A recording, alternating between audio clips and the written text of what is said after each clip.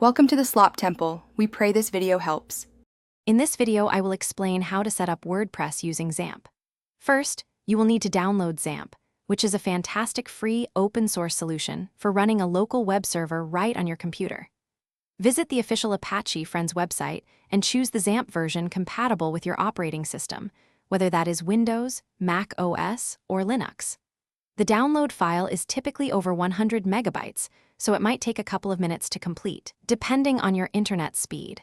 This is the crucial first step to creating your local development environment.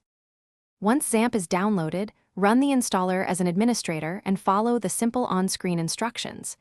It is usually best to accept the default installation directory, which is commonly C/XAMPP on Windows systems.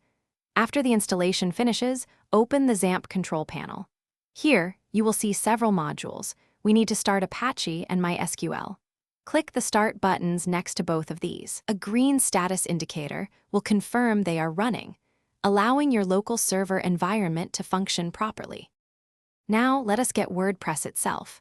Download the latest version of WordPress from the official WordPress.org website. While that downloads, open your web browser and go to localhost/phpMyAdmin. This tool allows us to manage databases. Inside phpMyAdmin, create a new database. Give it a simple, memorable name like WordPressDB for easy identification. You will typically use root as the username and leave the password blank for local development. Remember these details for the final setup. After downloading, extract the WordPress zip file. Copy all the contents into your XAMPP htdocs directory located within your main XAMPP folder. Rename this new folder to something simple, like WordPress or your project name. Then, open your web browser and go to localhost/ followed by your chosen folder name.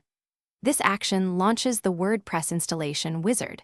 Follow the easy, on-screen steps, inputting the database name and credentials you created earlier. In just moments, your new WordPress site will be ready. Thanks for watching. Consider subscribing if we helped you.